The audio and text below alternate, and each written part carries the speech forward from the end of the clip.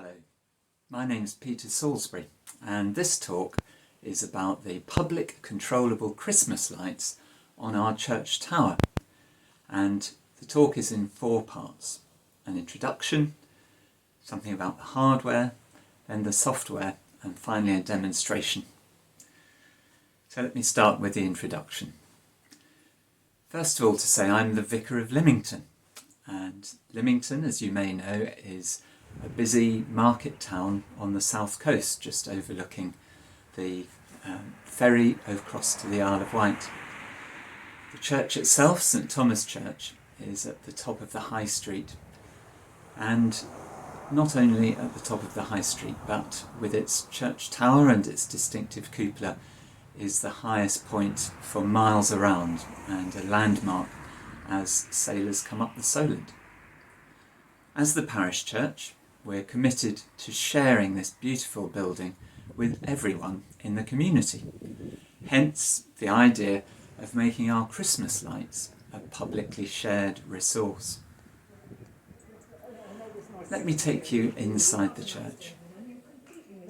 At the moment, as you can see, they're just setting up for the Christmas tree festival. Another example of us trying to share this building with the community. Each Christmas tree has decorations from a different community group. So a wonderful example of the community coming together.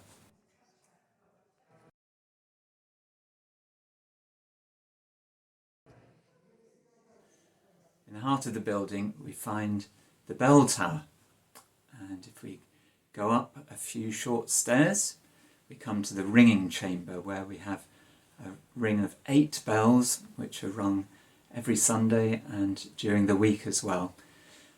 Beautiful celebratory sound, or in times of national mourning they can be muted and they sound hauntingly beautiful. Up from the ringing chamber we come to the clock chamber, and we have this ancient clock with a 4-metre long pendulum giving a 4-second tick.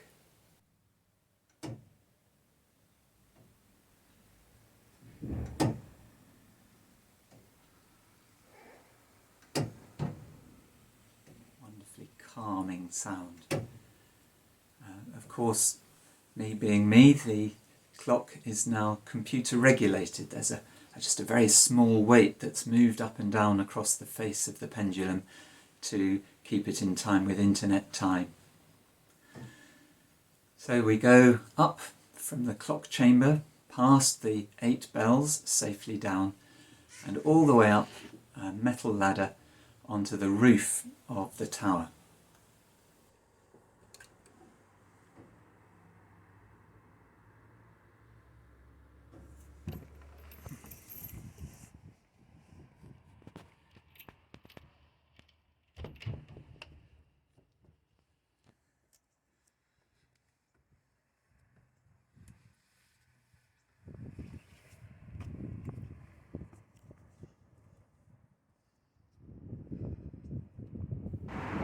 As you can see, a commanding view over all of Lymington. Beautiful views right across to the Isle of Wight and the Needles and every part of the parish. Below the cupola is a little sort of shed area, an internal area, and inside is a plastic box with the system that controls the lights, which are the subject of today's talk. So we come now to part 2, the hardware of the system. The brains of the system is a Raspberry Pi. It's a Raspberry Pi 3 Model B with a USB DMX controller plugged in. And that's plenty of computer power to control over 500 WS2812 individually pixel-addressable LED lights, and those are in a 15-metre string all around the top of the tower. And then there's a single DMX controlled RGB floodlight which lights the cupola from below and just adds to the display of the WS lights. Inside the box with the Raspberry Pi is a mains power switch, and that switches the mains power both to the floodlight and to the 5-volt power supply for the WS2812 lights. One of the problems with the lights is because they take such a low voltage, which is great from the point of view of computer controlling them, but because of the low voltage they need very high amperage, so it's quite a beefy power pack for the lights. Issues with the hardware. Number one, as you can imagine, being the highest point for miles around on the Solent, waterproofing. And I've often had to come up here in adverse weather with a soldering iron where the water has crept in to the lights and wrecked one or two of the pixels, and I have to snip them out and bridge over them. And the DMX floodlight obviously has to be an IP65. And the problem we had with the DMX lights is that although they run at a 30 Hertz clock, actually the computers inside most lights are really underpowered, so you can't change the light very frequently. Fortunately, they mostly have built-in modes which can help with that. And the final issue, of course, up at the top here on the top of the church, is getting access to the internet. So I had to run a LAN cable up here, and I'm using a second-hand BT home hub that provides internet access for the Raspberry Pi. Fairly low costs. We've got 3 5-metre lengths of WS2812 lights. These days they only cost about £10 each. They've gone down considerably since we first put this up on the church about 5 years ago. Strangely, the IP65 DMX controlled floodlight only cost us about £40 or £50, but now to buy another one, I was going to buy another one this year, but was put off by the fact that they're now nearly £200. So they've gone up while the addressable lights have gone down. Raspberry Pi, if you haven't got one knocking about, they cost about £60. And obviously in addition there's extension cables, DMX cables, and the 30 amp 5-volt power supply, I suppose another £50 or so. So today's prices, I guess the whole system would cost around about £350. However, we were really fortunate in having sponsorship from Embecosm to fund the hardware, so for us it was a zero cost option, and very many thanks to Jeremy from Embecosm for making that possible. So there's the hardware, but obviously the difficult part, if you like, is the software. The software is all open source, and you can find it on GitHub under my account, Peter the Vicar. And the software runs in 2 places. On our web server, which is at Penguin UK, and on the Raspberry Pi, which I've just shown you in the tower. The web server software is all PHP, and that has 3 components. The first component is the user interface. It allows the user in a very simple way to select, to sort, to create displays. Display is what I call a selection of movements and lights and colours on all those lights that we can address. Now that software, because it's dealing with a user, is quite wordy. It's about 1600 lines and uses CSS for the user interface so that it can restrict the access to just a few capabilities, make it as simple as possible so that people aren't confused. The table that the user is presented with in that user interface shows all the displays that have been created so far, and if you click on one of them you can either have that displayed on the lights on the tower, or you can go into it and create a new display based on the one that you've chosen. All the displays end up as a set of parameters in a single JSON file.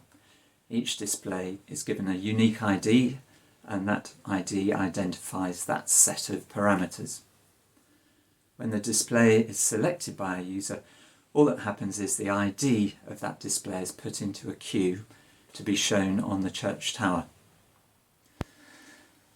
Queue, the system for queuing is only about 200 lines, mainly to do with locking and that sort of thing. And the queuing system has to be there because lots of people might be using the system all at once. So rather than chaos of everybody overwriting everyone else's choices, I implement a simple queue where when you ask for a display to be put on the tower, if there's already one being displayed, then it gets put into a queue rather than going straight onto the tower. As it goes through the queue, it looks to see if somebody's already chosen that display. If they have, then it just says, oh well, it's already in the queue. But if it's not yet in the queue, it adds it at the end. And each of the displays in the queue gets at least 10 seconds. So that seems fair, doesn't it? That somebody gets at least 10 seconds of what they've chosen. So if you're the fourth one going in at once and it goes at the end of the queue, there'll be a little message coming up on your phone or your computer to say that your display will be put up on the church in about 40 seconds, and then it uses some PHP just to give you a countdown. Then the final of the three parts is what you might call system control. So it controls how bright are the lights, how bright are the floodlights, whether the whole system is on or off, because we don't have it switched on during the day, and it monitors for various common errors and gives you an easy display so that you can see that something's gone wrong or that everything seems to be fine. Also gives you a big button so that you can reboot the Raspberry Pi if all else fails. That's all at the web server. In the Raspberry Pi itself, the software is in Python, and that again has three components. The first is the web monitor. Now that polls the queue up at the web server and interprets it. So it downloads the next JSON file on the queue, and there's about 600 lines to this of getting all those parameters out and passing them down to the abstraction layer so that the right display can be put up onto the church tower. The abstraction layer is a high-level way of describing light displays.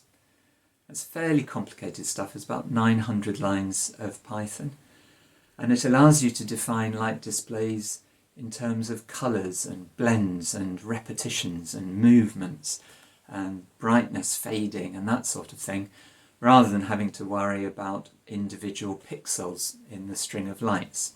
So for example, it's very easy to say I want rainbow colours moving slowly left. It makes allowance for how many lights are in the string, so if you've got a short string or a long string, then it can divide it up into the number of segments that you need, and handles all that for you. And it sets both the DMX lights and the WS2812 pixels as needed. In order to make all that work, there's a couple of concurrent streams, concurrent threads in the Python, so that it can be getting from the internet while it's also doing the controlling of the lights. The very low level is for both the DMX and the WS2812 are standard Python libraries, so I was spared any effort there, one or two bug fixes but nothing major. And the only other software component that you'll find in the repository if you go looking is a WS2812 simulator, and that allows you to display what would be happening on a 2812 string on your computer screen if you don't happen to have a Raspberry Pi with a WS2812 light string to hand. So that can be quite a handy thing. So there we are, that's the hardware and the software. And finally, let's now have a look at what a member of the public would see on visiting our website on a dark evening in the High Street. So he'd go to our website and click on the let's have a look at the lights button. And that takes you into the system, and you'll see there are two buttons. The first choice is the animated display. The second choice is direct control over the floodlights. Well, direct control over the floodlights is fairly straightforward, so I'll focus on the animated display.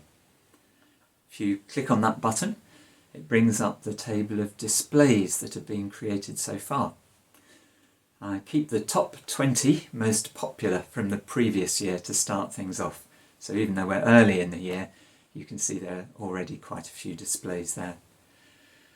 As you see, each display has a name and who created it and how many times it's been chosen this year. And by default, the table has the most recently chosen displays at the top. So the ones that have been used recently are at the top, and that seems to be what most people want.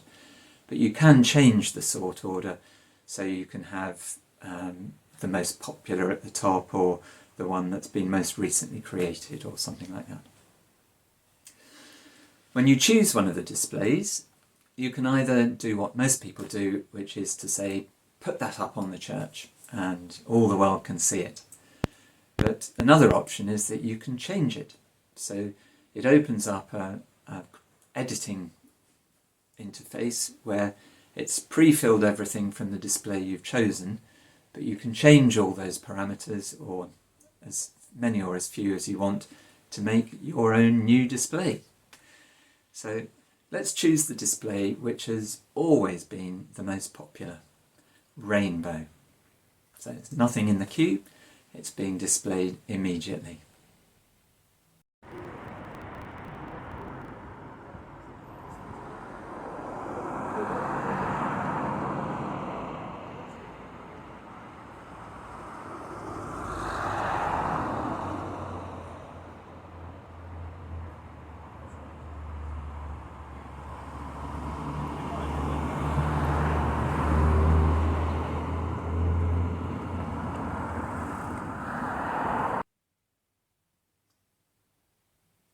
So now let's try Knight Rider. If the name Knight Rider means anything to you, then you must be about my age.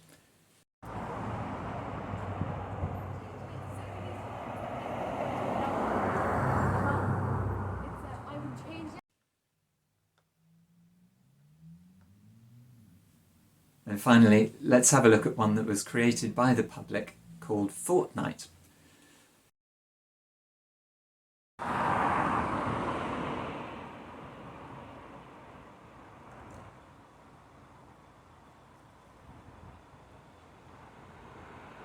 And if I try two in quick succession, I'll get a message telling me that I'll have to wait a bit. Each selection, as I said earlier, is allowed at least 10 seconds, as that seems only fair. So that's the system, very quickly from top to bottom. A fairly simple hardware solution involving just that Raspberry Pi and some lights, easily obtainable. Some fairly complex, I suppose, open source software, and all of it working together to help get over our message that our church is a shared building with relevance to everyone. Please do use the software as it helps you in whatever you're doing. You might find particularly helpful the abstraction layer for light displays with WS2812 strings, and also the 2812 simulator may be useful. But whatever you'd like to do with it, I'd be more than happy. It's been really good to talk to you. Thank you for listening. Goodbye.